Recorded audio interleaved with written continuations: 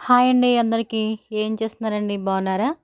చూడండి మరి నేనైతే అనుభవించినటువంటి ఆ బాధను మీతో షేర్ చేసుకుంటున్నాను. భయంకరమైన తలపోటండి.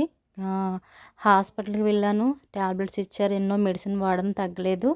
స్పెడ్స్ కూడా ఇచ్చారండి. అయినా తగ్గలేదండి. ఎంతో కాలంగా నేను ఈ తలపోటుతో బాధపడుతున్నాను. అప్పుడు ఇదిగో రేఖ మందారం, అలాగే మందారం ఆకులనమాట.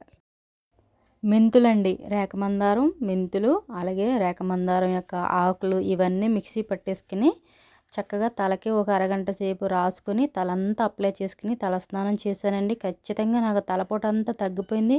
కళ్ళు మసకలొచ్చినాయి. కళ్ళు మసకలు కూడా రావట్లేదండి. ఎంతో బాగా కంటి చూపు కనిపిస్తుంది. తలపోటు తగ్గిపోయిందండి.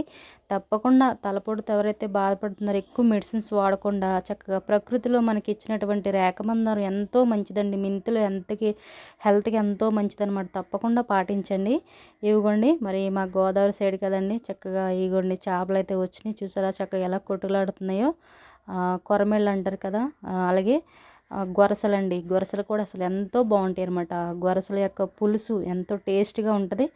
మరి ఈ ప్రకృతిలో దేవుడు మనకి శ్రేష్టమైనటువంటి ఆహారం ఏంటంటే చేపలనమాట. ఎండు చేపలు, అలాగే ఇవి చేపలు చక్కగా వండుకొని తింటే ఆరోగ్యానికి ఎంతో మంచిది. డాక్టర్స్ కూడా చెప్తారు. అన్నిటికంటే శ్రేష్టమైనవి చక్కగా మీరు ఏం తిన్నా తినపోయినా చేపలు మాత్రం తినండి అని చెప్తారు. ఎందుకంటే అవి హెల్త్‌కి మంచిది కాబట్టి. దేవుడు ఆశీర్వదించినటువంటి మంచి ఆహారం అండి. తప్పకుండా మరి చేపలు తింటే మంచిదండి. తప్పకుండా నా వీడియో నచ్చితే లైక్ చేయండి. ఛానల్ సబ్స్క్రైబ్ చేయండి.